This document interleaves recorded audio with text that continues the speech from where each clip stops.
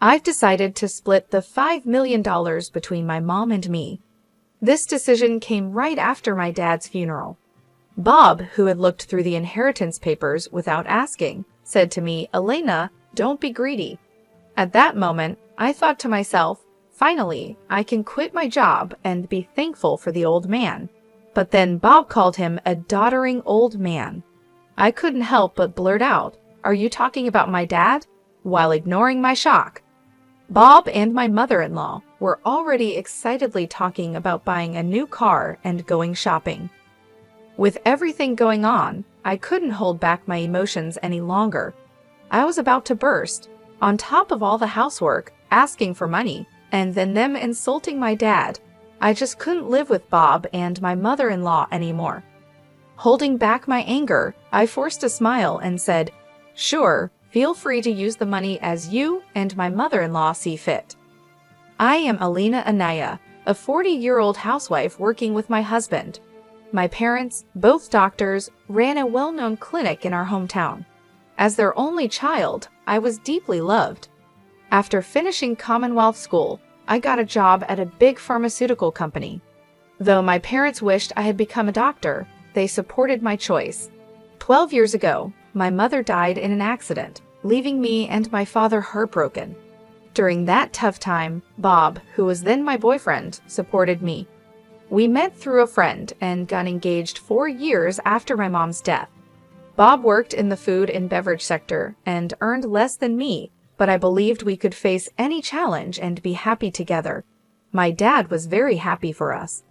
When I told my dad about our engagement, he said, "I've heard how Bob has supported you, Elena. Thank you so much. Please continue to take care of her." Bob stood up straight and promised in front of my dad, "I will make her happy." Standing next to Bob, I felt truly happy.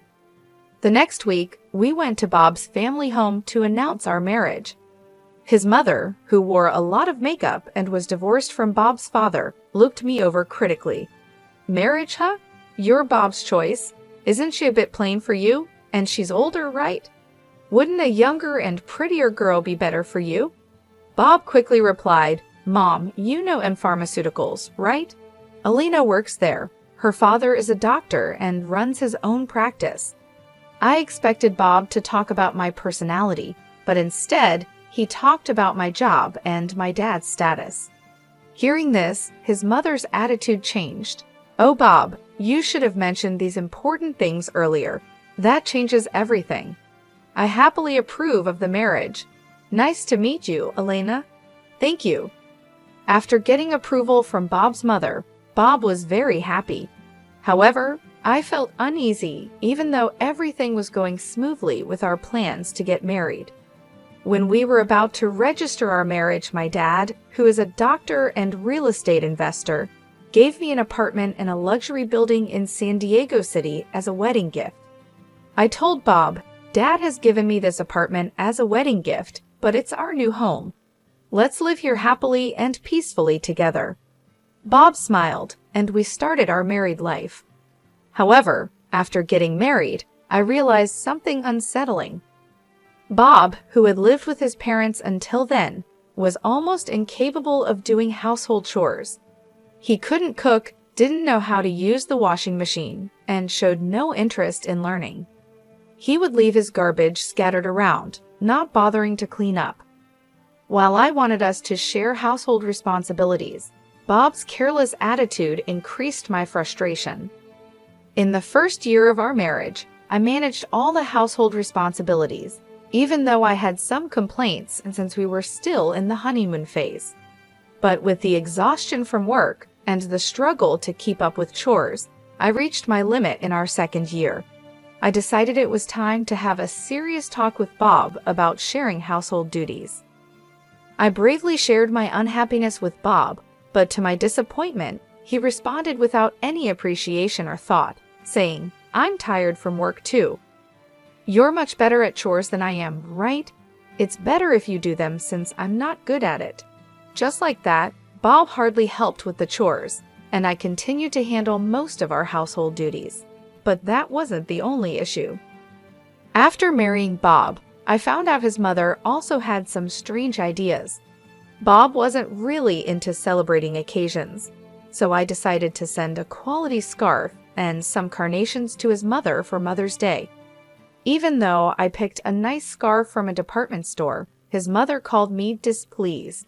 She criticized the scarf for not being from a famous brand and said it was ridiculous to send such an unknown item. I tried to explain its quality, but she wouldn't listen, insisting she wanted something from a very famous luxury brand. Shocked, I told Bob about this when he got home, but instead of understanding, he said, "Just do as she says."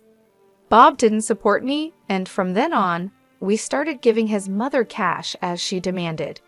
Moreover, by our 7th year of marriage, she began visiting our home frequently, always finding reasons to ask for money. Bob would always smile and give money to his mother without any complaints. Even though I had a job, Bob's income was small, making our daily life just barely manageable. Out of desperation, I had to dip into our savings to cut living expenses. Despite my frustrations, I knew Bob cherished his mother and she had supported me during tough times. She was the mother of someone important to me, and with that thought, I endured.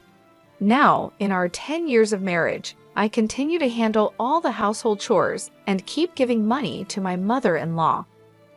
One day, during this routine, my father, whom I hadn't seen in a while, unexpectedly called me. The story he shared during our rare meeting was shockingly unexpected. He revealed that he was suffering from terminal cancer and that treatment was no longer possible. Overwhelmed with shock, tears spilled from my eyes. My father gently stroked my head, just as he did when I was a child, saying, "Elena, this is fate. Let's accept it quietly." I asked my dad why even he had to go through this. My days became a constant balancing act of work, household duties, and now visits to my father's hospital. While my job was somewhat flexible, managing the house was tough. When I told Bob I would be taking care of my father, he didn't react or offer to help. "It's tough with your father's sudden illness. Please do your best," was all Bob said. He only visited my father in the hospital once. I was so busy taking care of my father that I didn't have time for Bob. If I had time to worry about Bob, I wanted to prioritize my father.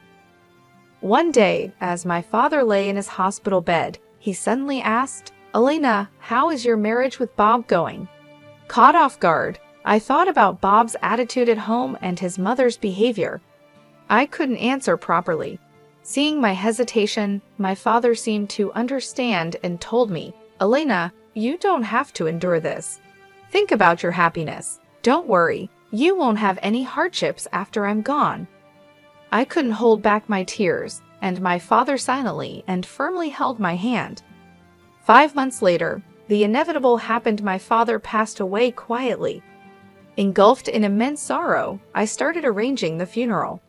Bob showed no interest in my grief and didn't help with any of the preparations. Despite this, I was too busy with the funeral arrangements to pay much attention to Bob. Many friends and acquaintances attended my father's funeral, making it a heartfelt farewell. Even the indifferent Bob and his mother attended. The day after the funeral, I received a call from a lawyer about my father's inheritance. I arranged a meeting with the lawyer and listened to the explanation. The information was all new and quite surprising.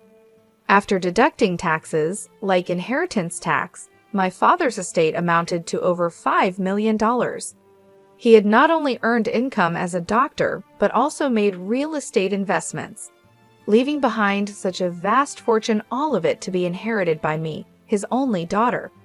Wrapped in surprise and gratitude, yet trembling at the thought of handling such a huge amount of money, I proceeded with the inheritance process after returning home.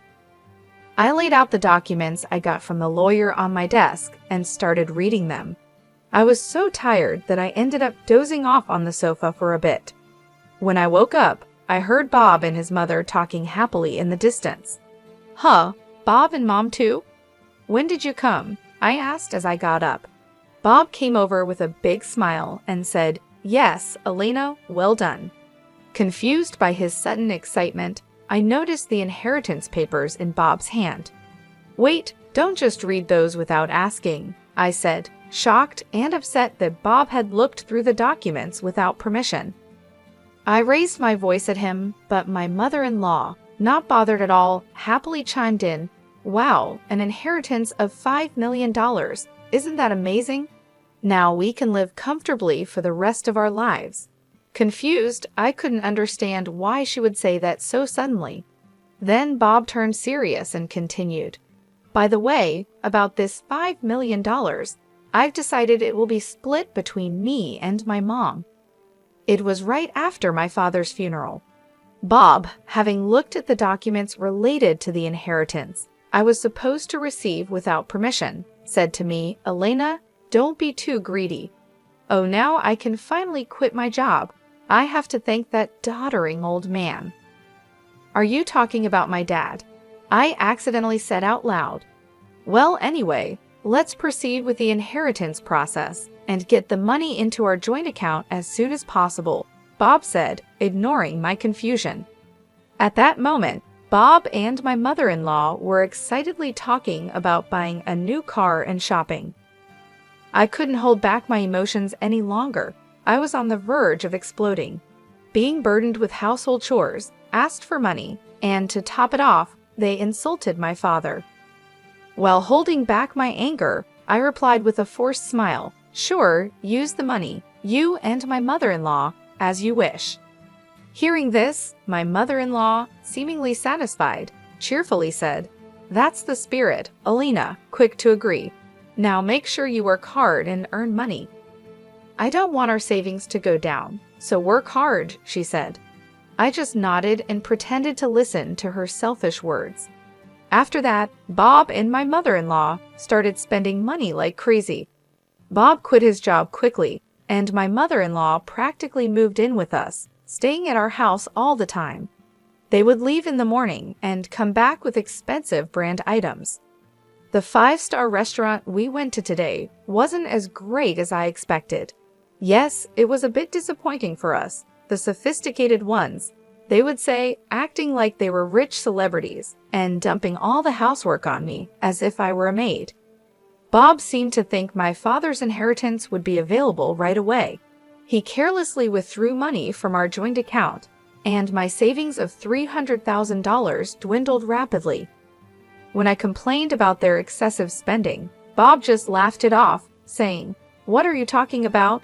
Isn't $5 million coming soon? Then this kind of spending is no big deal." I warned him I had already stopped it, but Bob completely ignored me. Then, a month later, Bob and my mother-in-law suddenly left for a trip to Bermuda. I wasn't invited and was left alone at home. After seeing them off, I decided to take action. About a week later, while I was relaxing at home, I heard a loud knock on the door.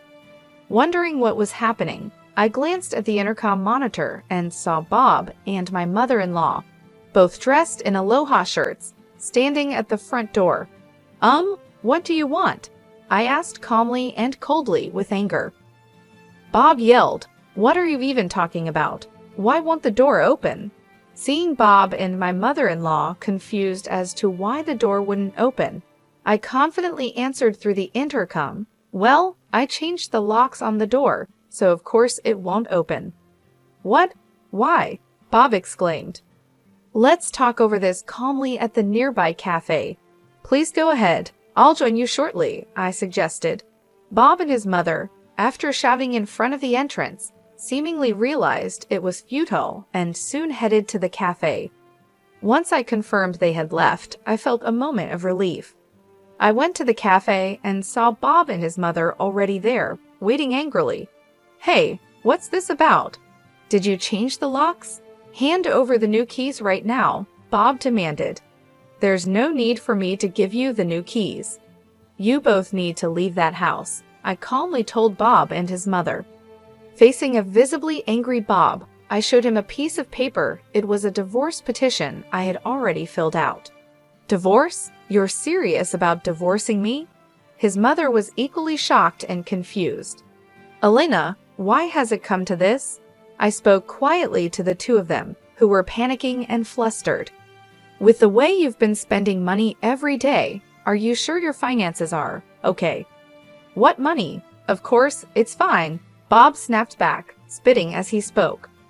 Your father's inheritance is coming, right? There should still be over $100,000 in our joint account.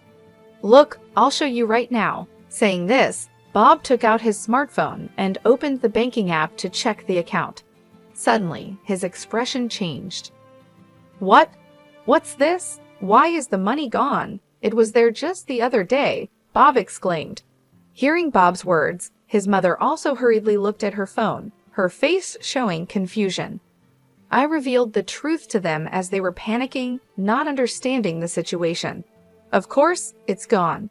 I'm divorcing you, so I moved that $100,000 to my account as part of the property division. What do you mean?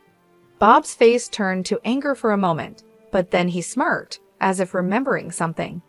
Fine, I'll divorce you then. Transfer the inheritance you got from your dad right away. After all, property acquired during the marriage is split half and half in a divorce, right? Well, you might be misunderstanding something, I replied. Didn't you know? The inheritance I received, even though it was during our marriage, doesn't count for property division. There was a moment of silence between us. Then Bob and his mother's expressions changed drastically. Perhaps they truly believed they would receive part of my inheritance. I was utterly shocked and could only sigh in disbelief at the unfolding situation. No, that can't be true, I muttered under my breath, but the truth of the matter was glaringly clear. Her face turned red with a mix of denial and anger. Please, check for yourself, I said with a mocking tone that I couldn't quite mask. Bob immediately started frantically searching on his smartphone, desperate to prove me wrong. As he scrolled through the legal texts online, his face fell.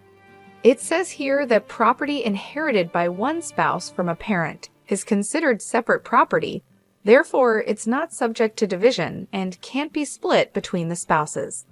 His voice was tinged with disbelief. What? Seriously? His mother, too, peered over his shoulder, her expression turning to one of shock as the reality of the legal standing dawned on them. Then, Bob approached me, his demeanor shifting to one of desperation. Elena, please don't divorce me. I have no savings and no job. How am I supposed to live if you divorce me? His plea was laden with panic and fear, but I had seen too much and endured too much to be swayed by his sudden show of vulnerability. Facing Bob's pleading, I stood my ground, my voice firm and unwavering. What are you talking about? Take responsibility for your actions. I will never forget how you and your mother treated me. I'm divorcing you, and I'll go to court if I have to. My declaration was clear, a line drawn firmly in the sand. Intimidated by my fierce demeanor, which they had never witnessed before, Bob and his mother recoiled. They shrunk back in fear, whimpering softly. As they stood there, dejected and defeated, I knew I had finally taken a stand. The weight of my decision was heavy but necessary as I sought to reclaim my dignity and future from the ruins of a marriage that had veered so far off the path I had once envisioned.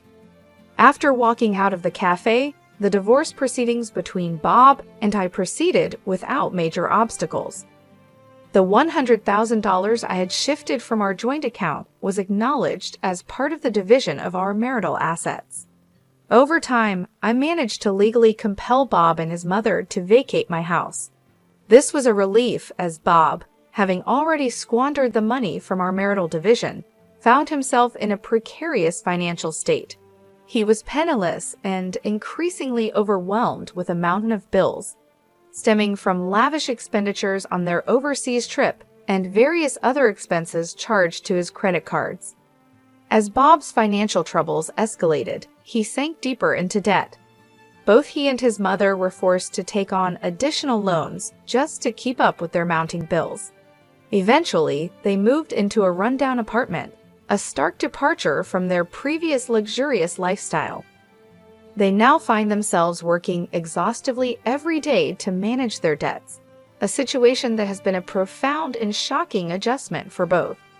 Meanwhile, I took decisive steps to move forward with my life. I sold the condo that I once shared with Bob, a place full of mixed memories, and moved into the apartment that had belonged to my late father. This move was not just a change of scenery, it was a step towards reclaiming my independence and starting afresh on my own terms.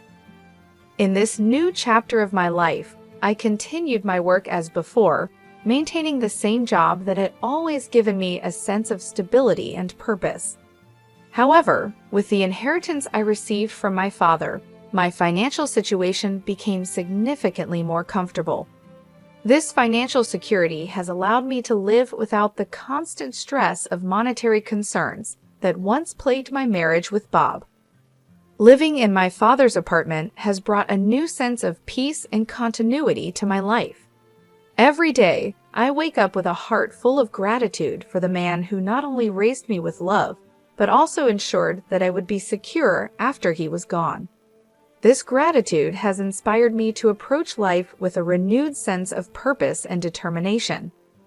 With the lessons learned from my troubled marriage, I am now more committed than ever to protecting my happiness and well-being. I've come to realize the importance of being surrounded by people who support and uplift me, rather than those who seek to take advantage. As I move forward, I am determined to cherish and make the most out of every moment, focusing on personal growth and happiness. As the days pass, I find myself more at ease, enjoying a life that is not just about survival, but about thriving. My days are spent peacefully, indulging in small joys, and planning for a future that I now look forward to with optimism and excitement. The stark contrast between my life now and the life I shared with Bob serves as a constant reminder of how far I've come and how much I've achieved on my own.